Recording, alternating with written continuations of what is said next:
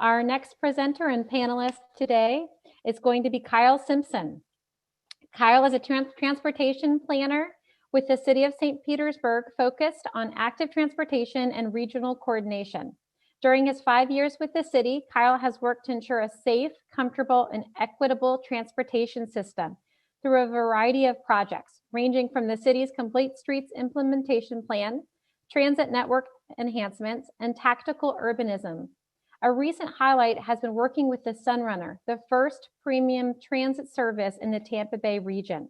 A member of the American Institute of Certified Planners, Kyle holds a master's degree in regional planning from the University of Albany at New York and a Bachelor of Science in Interdisciplinary Studies from the University of Central Florida. Self-supported bicycle touring as a teenager sparked an ongoing interest in active transportation. Kyle now has completed over dozens of tours, including riding across the United States. Thank you, Kyle, and welcome. All right, good afternoon. Thank you, Angela and FBA for having this. And I'm going to talk a little bit about how we've handled e-bikes here in St. Petersburg. So just to give a little background on St. Pete for those who aren't familiar, as you can see over here on the right side, we're a very dense and built out city and county. In fact, Pinellas County is the most densely populated in the state of Florida. So in 2019, the city of St. Petersburg had about 265,000 residents. Pinellas County was just under 1 million, and the Tampa Bay metro area is just under 3.2 million. And another interesting tidbit is, depending on which way you're going, we are the beginning or ending of the Coast to Coast Trail as part of the Sun Trail network. And then just as a little highlight of some of the bike infrastructure projects we've done, this middle picture is a planter separated on-street bikeway. And the reason we had to use planters instead of curb is for one weekend out of the year, we have the Indy series come through and do the Grand Prix race. So we have race cars doing, almost 200 miles an hour on the street for 2 days a year. So we had to come up with an option that could accommodate the users for the other 360 some days. So in the city, we've taken not a very hard-handed approach to e-bikes. We've mainly just leaned on state and county regulations so far. The only exception to that is actually very recent with our work on micromobility, i.e. e-scooters. And in that, we passed a local ordinance that prohibits any type of electric vehicle or scooter, so electric bikes, being ridden on sidewalks in the city. But other than that, that's the only local regulation we have. And the reasoning for that was, especially in downtown, the speed differential between people walking and people riding e-bikes can be significant, so we didn't want to have that conflict.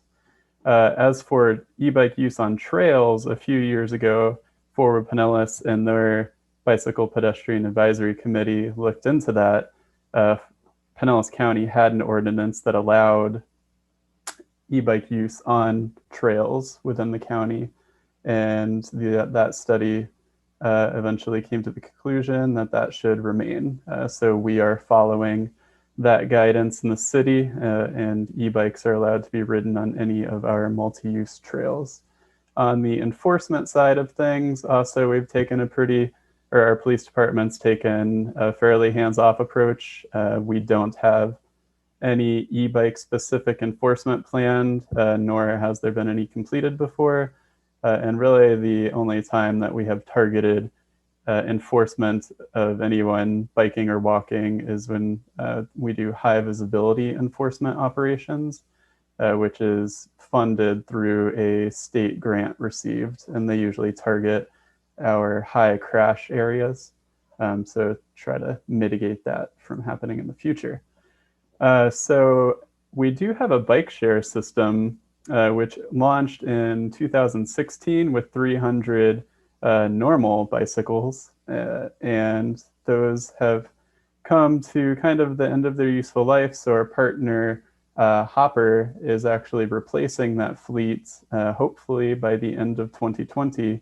And as part of that, in addition to the 300 regular bikes, we're introducing 100 electric bikes to our bike share fleet. So we're really excited to see how that goes and the difference in ridership patterns between the non-electric and electric bikes in the fleet. And the e-bikes will have swappable batteries, so that will help with rebalancing and stuff like that. So we don't have to actually bring the whole bike into the shop to charge it. They can just go out there, swap the battery, and be done. And going into the future, we anticipate hopefully adding more electric bikes to the bike share fleets as time goes on. The other big way we're looking at electric bikes is more from the design of infrastructure perspective. When you introduce electric bikes to the mix, you have a lot more people that are capable of riding a bike at a higher rate of speed than most people normally would be able to. We've typically approached trails and bike lanes from a typical design speed of around 10 miles an hour. So pretty comfortable, like average, leisurely ride somewhere. But with electric bikes, you can have that same leisurely ride, but at 20 miles an hour. So we haven't really flushed out the answers to these questions yet, but it's something that we're considering in our future planning of trails and bike lanes on what is our design, quote unquote, design vehicle going to be? Like, are we going to design around e-bikes, or are we going to continue to design around normal pedal assist, normal bikes, or somewhere in the middle? And why that's important is that influences things like how sharp you can make curves, and then also introducing passing areas. As you are probably familiar, on a normal kind of on-road, nothing special bike lane, it's impossible to pass someone in front of you without exiting the bike lane into the adjacent vehicle lane. And so looking at, we also, I guess, important context too, is we just launched a electric scooter program. So which are also prohibited from riding on the sidewalk, so they are using our bike infrastructure as well. So as we see more people riding electric scooters and electric bikes in our bike lanes and our trails, that just will inherently lead to more passing. And so moving forward, we'll need to accommodate that. And part of the way we're doing that is with our Complete Streets implementation plan, which was adopted last year. Not only are we building out a network of neighborhood greenways throughout the city, so utilizing existing neighborhood streets that are already comfortable to ride on, and just providing crossings across our larger streets where they currently do not exist to make that a comfortable, connected option. And then also system-wide, we're working to moderate automobile speeds. So if you are on a bike lane and need to move over into the general purpose lane to pass someone, the speed differential between the person biking and a person driving is a lot less. So that makes it a more comfortable and safe maneuver. And that's the highlights. I look forward to answering any questions, and please feel free to reach out to me if you have anything specific. Thank you.